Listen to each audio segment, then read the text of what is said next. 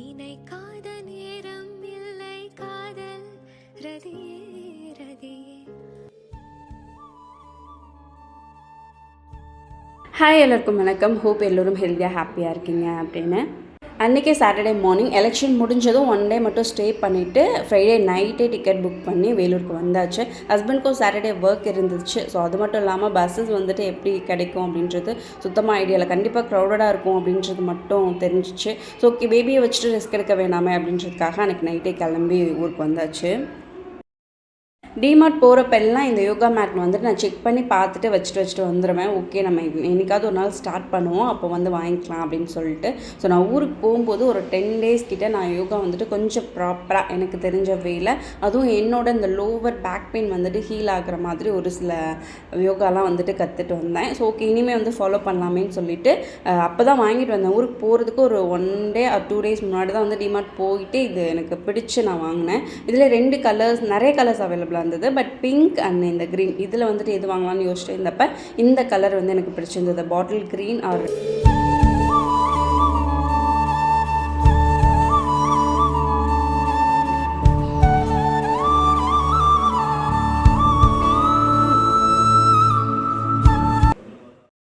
Early morning 4:30க்கு Vellore reach ஆனோம். வீட்டுக்கு வந்துட்டு ஒரு 20 minutes ட்ராவல். அகைன் ஒரு 5:30 to 8:30 வரைக்கும் நல்ல நேப் எடுத்துகிட்டு பிரேக்ஃபாஸ்ட் எனக்கும் பேபிக்கு மட்டும்தான். ஸோ 1 pot ரைஸ் மாதிரி தால் ரைஸ் வச்சுட்டேன். அதுக்கப்புறம் ஸோ சின்னதாக அந்த கண்டிப்பாக நம்ம ட்ராவல் பண்ணி வந்ததால் பேக் பெயின் கொஞ்சம் வந்துட்டு வர மாதிரி இருக்கும். கம்ப்ளீட்டாக ரெஸ்ட் எடுத்தாலும் பெயின் வந்துட்டு கண்டிப்பாக இருக்கும். ஸோ வந்துட்டு ஹீல் பண்ணுற மாதிரி சும்மா ஸ்ட்ரெச்சஸ் மட்டும் ஏதாவது பண்ணலாம். கண்டிப்பாக 1 hour கிட்ட யோகா மாதிரி பண்ண போகிறது கிடையாது. ஸோ இன்றைக்கி தான் ஸ்டார்ட்டும் பண்ணுறேன் ஊருக்கு வந்துட்டு. ஸோ அதனால் கொஞ்சம் வந்துட்டு ஸ்ட்ரெச்சஸ் மாதிரி பண்ணிவிட்டு அந்த பெயின் ரிலீஃப் ஆகிறதுக்கு ஒரு ஹீல் பண்ணுற மாதிரியான ஒரு ஆக்டிவிட்டி மட்டும் பண்ணலாம் அப்படின்னு சொல்லிட்டு இன்றைக்கி தான் ஸ்டார்ட் பண்ணேன். நெக்ஸ்ட் டேலேருந்து இன்னுமே ப்ராப்பராக அந்த யோகா வந்துட்டு பண்ணணும் அப்படின்ட்டு. எப்போதுமே வந்துட்டு வீடியோ எடுக்கிறேன் அப்படின்னா ஜஸ்ட் அந்த வீடியோ எடுக்கிற பிளேஸ் மட்டும் முதல்ல லைட்டாக க்ளீன் பண்ணிவிட்டு கொஞ்சம் கிளியர் பண்ணி பார்க்குறதுக்கு நீட்டாக இருக்க மாதிரி செட் பண்ணிவிட்டு வீடியோ எடுப்பேன். பட் அன்றைக்கி எந்த ஐடியாவுமே அது மாதிரி இல்லை. ரொம்ப டயர்டாகவும் ஃபீலாக இருந்தது. கிச்சனும் க்ளீன் பண்ணணும் அப்படின்ற ஒரு மைண்ட் செட்டும் இருந்துச்சு. பிகாஸ் நான் ஊருக்கு போயிட்டு 1 week கிட்ட ஆகிடுச்சு. ஹஸ்பண்டும் வந்துட்டு எலெக்ஷனுக்காக வந்தது தான். ஸோ 3 days கிட்ட க்ளோஸ்டாக இருந்தது. ஸோ வந்த உடனே கொஞ்சம் க்ளீன் பண்ணிவிட்டு ஒர்க் பண்ணோம் அப்படின்னா நமக்கு வந்துட்டு மைண்ட் லெவலில் கொஞ்சம் ரிலீஃபாக இருக்கும் அப்படின்றதுக்காக. ஓகே, எனக்கு ஃப்ரிட்ஜ் தான் வந்துட்டு ரொம்ப நாளாக க்ளீன் பண்ணணும், அதுவும் அந்த அவுட்டர் மேலே இருக்க ப்ளேஸ்லாம் க்ளீன் பண்ணணும் அப்படின்னு சொல்லி யோசிச்சுட்டு இருந்தேன். ஸோ அதனால் கையோட ஃபஸ்ட் அந்த ஒர்க்கை ஸ்டார்ட் பண்ணிட்டேன்.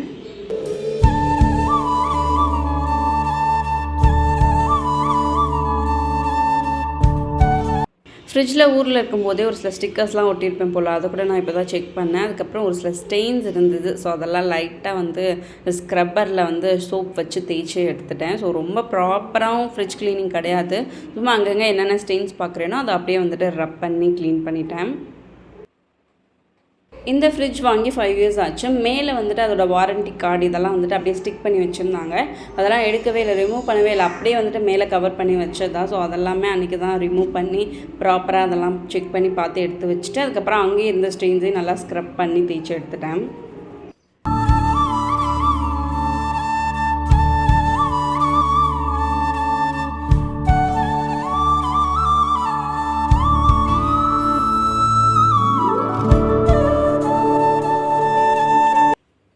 ஃப்ரிட்ஜோட இன்சைடில் எதுவுமே டச் பண்ணல. வெளியில் மட்டும் லைட்டாக வந்து வாட்டரில் கிளாத் டிப் பண்ணி அப்படியே தொடச்சி எடுத்துட்டேன், அவ்வளோதான். ஃப்ரிட்ஜ் டஸ்ட் பண்ணி முடிச்சதுக்கப்புறம் கீழே இருந்த பிளேஸும் லைட்டாக டஸ்ட் பண்ணிவிட்டு அதுக்கப்புறம் கையோட அந்த பிளேஸ் மட்டும் பர்டிகுலராக மாப் பண்ணிட்டேன். கிச்சன் ஃபுல்லாக மாப் பண்ணல. ஸோ ரொம்ப லேசி டைமில் இந்த மாதிரி ஃபாலோ பண்ணிப்பேன். எந்த பிளேஸ் க்ளீன் பண்ணுறேனோ அந்த பிளேஸ் மட்டும் லைட்டாக வந்து மாப் பண்ணிப்பேன். ப்ராப்பராக கம்ப்ளீட்டாக வீடு ஃபுல்லாகவும் மாப் பண்ண வேண்டியது இருக்குது. பட் இப்போதைக்கு இந்த பிளேஸ் மாப் பண்ணிட்டேன் அப்படின்னா நெக்ஸ்ட் டைம் மாப் பண்ணும்போது இந்த பிளேஸை ஸ்கிப் பண்ணிவிட்டு அப்படியே ஸ்ட்ரெயிட்டாக கிச்சன் ஹால் அந்த மாதிரி மாப் பண்ணிடுவேன். ஸோ இந்த மாதிரி ஒர்க் பண்ணுறது இனிமேல் ஈஸியாக இருக்கும்.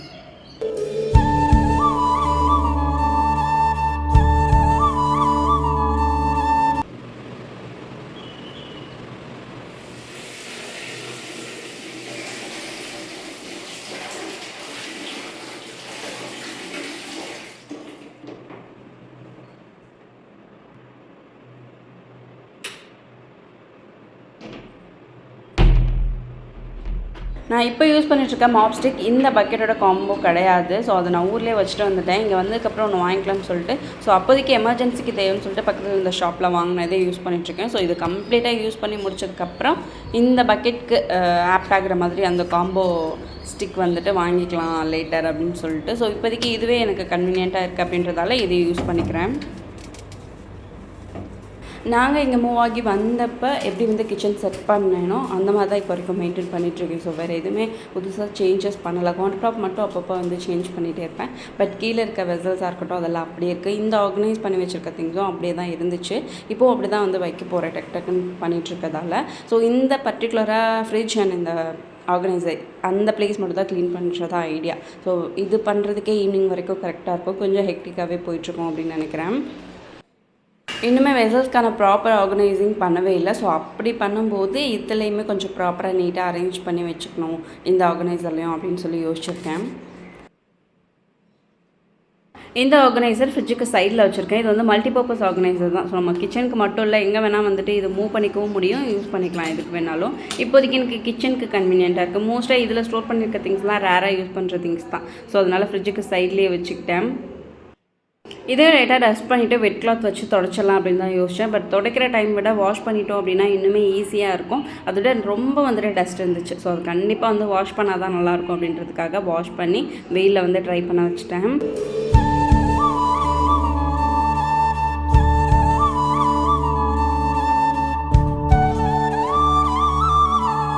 இந்த ஆர்கனைசர் வாங்கின புதுசில் எதுக்கு யூஸ் பண்ணுறதுன்ற சுத்தமாக ஐடியாவே இல்லை. என்ன போட்டு வைக்க போகிறோம் அப்படின்றது தெரில. பார்த்த உடனே நல்லா இருக்கே அப்படின்றதுக்காக மட்டும் ஒரு 5 years பேக் மங்கள் ஷாப்பில் தான் இது வந்து வாங்கியிருந்தேன். ஓகே, டாய்லெட் ஐட்டம்ஸ் தான் மோஸ்ட்டாக நான் பார்த்த வரைக்கும் ஒரு சில வீடியோஸில் வந்து இதில் ஆர்கனைஸ் பண்ணி வச்சுட்டு இருந்தாங்க. ஓகே, அந்த மாதிரி பண்ணிக்கலாமே அப்படின்னு யோசிச்சுட்டு இருந்தேன். பட் டாய்லெட்டரிஸ் வந்துட்டு என்கிட்ட அந்த அளவுக்கு நான் யூஸ் பண்ணலை. ஸோ அதனால் இது கிச்சன்லேயே வந்துட்டு இருக்கட்டும் அப்படின்ட்டு மோஸ்ட்டாக அங்கே இருந்த வரைக்கும் நாங்கள் ஓன் ஹவுஸில் இருந்த வரைக்குமே இதில் எக்ஸ்ட்ரா உள்ள என்னோட திங்ஸ் பர்சனல் திங்ஸ் மட்டும்தான் வந்து ஸ்டோர் பண்ணியிருந்தேன். இங்கே வந்ததுக்கப்புறம் கிச்சனில் நிறைய திங்ஸ் வந்துட்டு அன்யூஸ்டு திங்ஸ் அதிகமாக இருந்த மாதிரி இருந்துச்சு. ரேராக யூஸ் பண்ணுறது எக்ஸ்ட்ரா திங்ஸு. ஸோ அந்த மாதிரி திங்ஸ் எல்லாமே இதில் ஸ்டோர் பண்ணி வச்சுக்கிட்டேன்.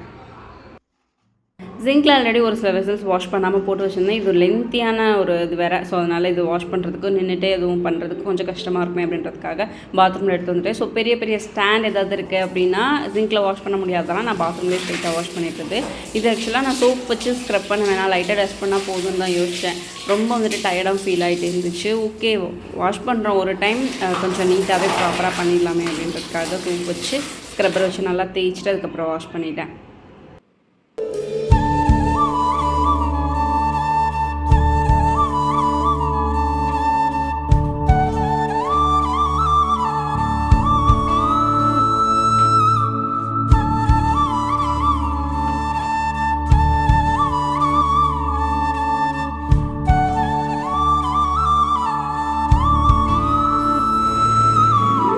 ஸோ அப்படியே உள்ளே வந்தோம் அப்படின்னா கிச்சன் கவுண்டர் டாப்பில் இருக்க திங்ஸ் இதெல்லாமே அந்த ஸ்டாண்டில் வச்சுருந்தது. ஸோ இதெல்லாமே இப்போதைக்கு அந்த ஸ்டாண்ட் ட்ரை ஆகிற வரைக்கும் எங்கேயாவது அரேஞ்ச் பண்ணி வைக்கணும். ஸோ அதுக்கப்புறம் தான் கிச்சனில் ஏதாவது குக் பண்ண முடியும். லஞ்ச் இப்போ வரைக்கும் ரெடி பண்ணவே இல்லை. இந்த டீ கோஸ்டர் பாருங்கள், இது வந்துட்டு ஒரு ஃபைபர் மெட்டீரியல் வாங்கி 5 years ஆச்சு. ஏன் இந்த மாதிரி வாங்கி டம்ப் பண்ணியிருக்கேன், ஏன் யூஸ் பண்ணாமல் இருக்கேன்னு எனக்கே தெரியல. யூஸ் பண்ண எடுத்தோன்னா ஸ்ட்ரெயின்ஸ் ஆகிடுமோ, ஏதாவது கரைப்பட்டுடுமோ அப்படின்ற மாதிரி ஒரு தாட்டு. உடைய வாய்ப்பு இல்லை, பட் இருந்தாலும் யூஸ் பண்ண முடியல. யூஸ் பண்ணுறதுக்கு ப்ராப்பராக நம்ம வந்துட்டு டைனிங் டேபிள் இருக்கட்டும், நமக்கு வந்து ப்ராப்பராக அதுக்கான செட்டப் வச்சுட்டு அதுக்கப்புறம் யூஸ் பண்ணலாம் அப்படின்னு யோசிச்சு 5 years ஆயிடுச்சு.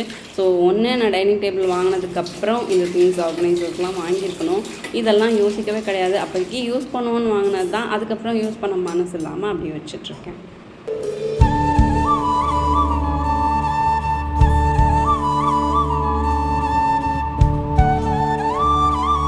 மார்னிங் 10:30 வரைக்கும் இந்த பிளேஸில் அவ்வளோ சன்லைட் இருக்கும். மார்னிங்கே இந்த ஒர்க் பண்ணியிருந்தோன்னா இன்னுமே ஈஸியாக இருந்திருக்கும். இப்போதைக்கு இவ்வளோ தான் வந்துட்டு சன்லைட் அந்த இடத்துல இருக்குது.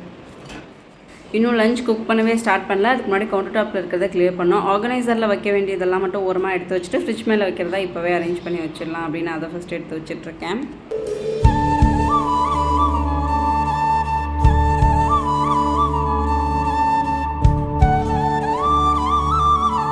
ஃப்ரிட்ஜ் கவரில் இருக்க சைட் பாக்கெட்ஸில் வைக்க வேண்டியது எல்லாமே கொஞ்சம் க்ளீன் பண்ணி எடுத்து வச்சிடலாம். இதில் எக்ஸ்ட்ரா ஹூக்ஸ்லாம் கொஞ்சம் போட்டு வச்சுருந்தேன். டஸ்ட்பின் கவரை இதில் வச்சு பார்ப்போன்னு யோசித்தேன். பட் ஒன்று ஷார்ட்டாக இருந்தது, ஒன்று வந்து ரொம்ப லென்த்தாக இருந்ததால் இதில் வைக்க முடியல. ஸோ ஆல்ரெடி இருந்த ஹூக்ஸே போட்டுட்டு பேக்கெட்ஸ்லாம் ஓப்பன் பண்ணோன்னா க்ளோஸ் பண்ணுற ஸ்டிக்ஸும் கொஞ்சம் எக்ஸ்ட்ரா இருந்தது, அதையுமே இதில் போட்டு வச்சுட்டோம். இதுக்கு ரொம்பவே இருந்தது. நான் இப்போதைக்கு எல்லாமே பேக்கெட்ஸில் கொஞ்சம் ஆக்குபைடாக வச்சுட்ருக்கிறதால ஒரு 4 தான் எக்ஸ்ட்ரா இருந்துச்சு. ஸோ அதனால் இதிலே போட்டு வச்சுட்டேன். இந்த டஸ்ட்பின் கவரை ஏற்கனவே இருந்த கவரோட அப்படியே வச்சுட்டேன். ஸோ சைடில் ஃப்ரிட்ஜோட சைட் கவரில் தான் வைக்க போகிறோன்றதால இது அந்தளவுக்கு ஆக்வர்டாக தெரியாது அப்படின்றதுக்காக இப்படி வச்சுட்டேன்.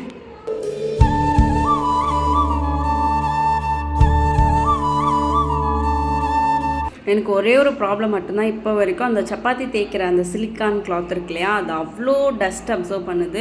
ஸோ மண்ணாக இருக்கட்டும், டஸ்ட்டாக இருக்கட்டும், ஈஸியாக டக்குன்னு அப்சர்வ் பண்ணுது. நம்ம எவ்வளோ தான் வந்துட்டு ப்ராப்பராக அதை ஒரு டைமும் யூஸ் பண்ணுறதுக்கு முன்னாடியும் நல்லா க்ளீன் பண்ணணும். நான் சில டைம் ஸ்க்ரப்பர்லாம் வச்சு கூட யூஸ் பண்ணி பார்த்துட்டேன். அதில் இருக்க ஒரு மாதிரி மண் மாதிரி அந்த மண் கையிலையும் வந்து வராது. பட் தொட்டு பார்த்தோன்னா அப்படியே ஒரு நரன்னு இருக்க மாதிரி இருக்கும். ஸோ நான் நல்லா வைப் பண்ணி எடுத்து பார்த்துட்டேன். கிளாத் வச்சும் நல்லா வைப் பண்ணி பார்த்துட்டேன். ஸோ ஃப்ரிட்ஜோட இந்த சைடில் மட்டும் கொஞ்சம் ஹேண்டியாக இருக்க மாதிரி எப்போவுமே சிலிண்டர் புக் இந்த பிளேஸில் வச்சுருது. பிகாஸ் நான் இல்லாத டைமில் கூட அவங்க வந்து ஈஸியாக அதை ஹேண்டில் பண்ணணும் அப்படின்றக்காக அவங்கள்ட்ட இன்ஃபார்ம் பண்ணிவிட்டு இந்த பிளேஸ்லேயே ஃபிக்ஸ்டாக வச்சுருது. கூடவே ஒரு பென், ஒரு டைரி அந்த இடத்துல இருக்கும். ஸோ ஏதாவது வந்து காலியாச்சுன்னா அது நோட் பண்ணுறதுக்காக இருக்கட்டும். அதுக்கப்புறம் இம்பார்ட்டண்ட்டாக ஒரு காமன் கார்டும் வந்துட்டு அந்த இடத்துல எப்போவுமே வந்துட்டு மெயின்டைன் பண்ணிப்போம்.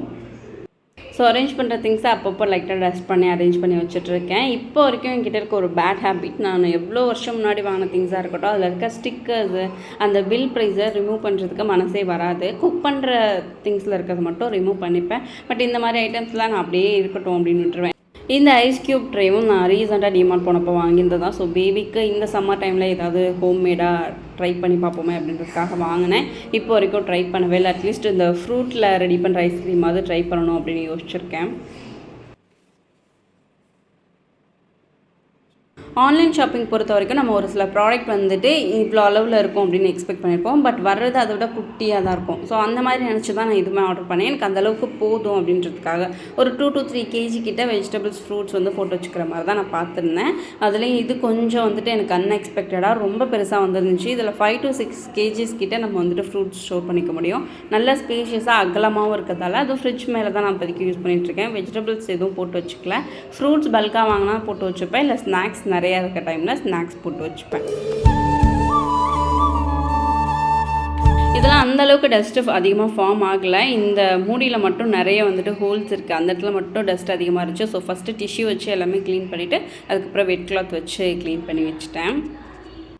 நான் டிஷ்யூஸ் வந்துட்டு யூஸ் பண்ணுறத சொல்லியே ஆகணும். பிகாஸ் டிஷ்யூஸ் வாங்குறது எனக்கு ரொம்ப பிடிக்கும். பட் யூஸ் பண்ணுவேனான்னு கேட்டால் ரொம்ப ரேர் தான். யூஸ் பண்ணவே மாட்டேன். அது எடுக்கிறதுக்கும் எனக்கு மனசே வராது. ஏன்னோ தெரில, அதை வந்து நம்ம யூஸ் பண்ணிட்டு தூக்கி போட்டுருவோமே, அது வேஸ்ட்டாக போயிடுமே அப்படின்ற மாதிரி தோணிட்டு, ஒரு கிளாத்தாக இருந்துச்சுன்னா நம்ம டஸ்ட் பண்ணிவிட்டு அதை திரும்ப வாஷ் பண்ணி அகெயின் யூஸ் பண்ணிக்கலாம். பட் டிஷ்யூஸ் வந்து தூக்கி போடுறோம், ஏன் வேஸ்ட் பண்ணணும் அப்படின்னு சொல்லிட்டு யூஸ் பண்ணவே மாட்டேன். ஸோ அதுக்கு வாங்காமலாவது இருக்கலாம், பட் வாங்கி வச்சுக்கணும்னு ஆசை இருக்கும். பட் யூஸ் பண்ணாமல் இது கூட நான் வந்துட்டு 6 months 7 months ஆச்சு இந்த டிஷ்யூஸ் வாங்கி. இப்போ வரைக்கும் ரேராக எப்போயாவது வீடியோக்காக எடுத்து யூஸ் பண்ணேன்னு தவிர டெய்லி பேசிஸில் வந்து யூஸ் பண்ணுறது ரேர் தான். ஸோ அதையும் வந்து டெய்லி பேசிஸில் யூஸ் பண்ணுறதுக்கு ஃபாலோ பண்ணணும். இல்லை யூஸ் பண்ண தோணல, கிளாத்தே வச்சுக்கலாம் அப்படின்னா அட்லீஸ்ட் வாங்குறதையாவது நான் கொஞ்சம் வந்து குறைக்கணும் அப்படின்னு யோசிச்சிருக்கேன். அதே மாதிரி வெளியில் எங்கேயாவது ட்ராவல் பண்ணுறோன்னா டிஷ்யூஸ் வந்து எடுத்து பேக்கில் வச்சுப்பேன். ஆனால் போயிட்டு யூஸ் பண்ணுவேனான்னு கேட்டால் யூஸ் பண்ண மாட்டேன். ரெஸ்டாரண்ட் போகிறோன்னா அங்கே இருக்க டிஷ்யூஸுமே எடுத்து ஒன்று வந்து யூஸ் பண்ணிவிட்டு இன்னொன்று எக்ஸ்ட்ராவும் கையோடு எடுத்துகிட்டு வருவேன். பட் யூஸ் பண்ண தான் மாட்டேன். ஸோ க்ளீன் பண்ணதால் அங்கங்கே ரொம்ப டஸ்டியாக இருந்த மாதிரி இருந்துச்சு. ஸோ அதனால் கேஸ் ஸ்டவ்வும் லைட்டாக க்ளீன் பண்ணிவிட்டு அந்த ஸ்டாண்ட் எல்லாமே ப்ராப்பராக எடுத்து வாஷ் பண்ணி வச்சுட்டேன். ஸோ ஆஃப்டர் குக்கிங் அகெயின் வந்து கம்ப்ளீட்டாக கவுண்டர் டாப்புமே க்ளீன் பண்ணணும். இப்போதைக்கு லஞ்ச் குக் பண்ணுற ஒர்க் பார்ப்போம் அப்படின்னு சொல்லிட்டு இதில் இறங்கிட்டேன். ஸோ லஞ்சுக்கு பெருசாக எதுவுமே பண்ணல. 1 pot ரைஸ் மாதிரி தான் ரெடி பண்ணி ஆகணும். பிகாஸ் வெஜிடபிள்ஸ் சுத்தமாக கிடையாது. மார்னிங் மில்க் மட்டும் தான் வாங்கிட்டு வந்து கொடுத்தாங்க. அதுக்கப்புறம் பெருசாக எதுவுமே இல்லை.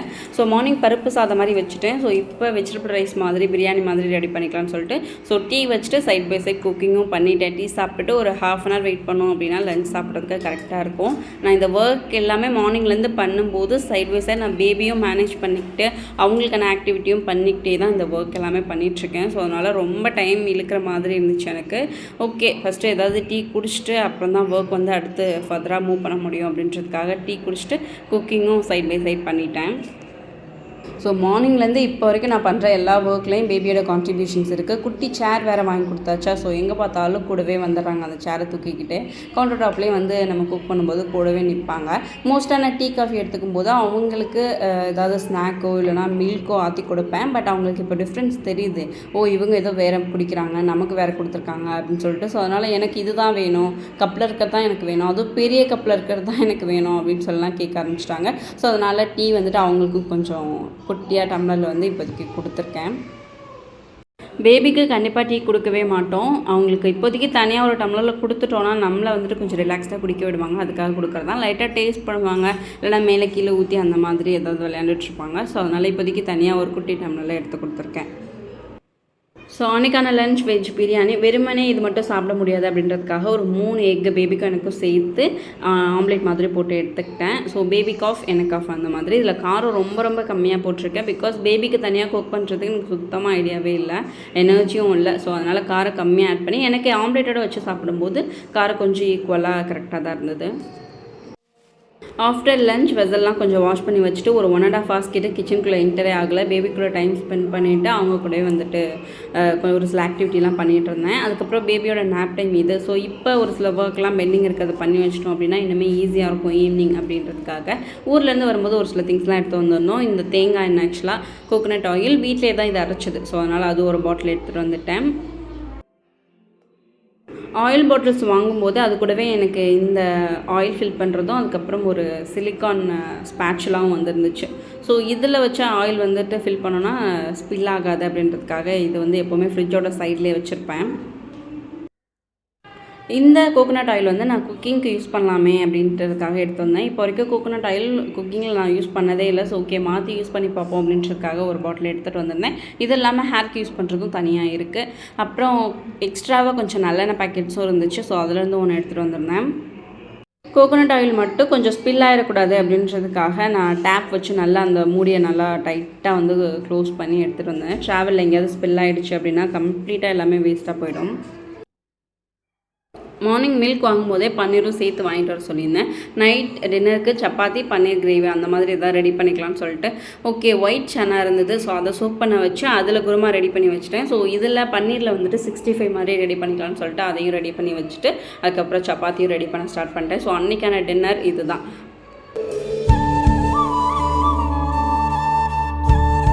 Finally, that's all about this video. என்னோட வீடியோஸ் உங்களுக்கு பிடிச்சிருந்ததுன்னா keep watching, supporting me. Consider subscribing for more videos. Next interesting ஆன வீடியோவில் பார்க்கலாம். Bye.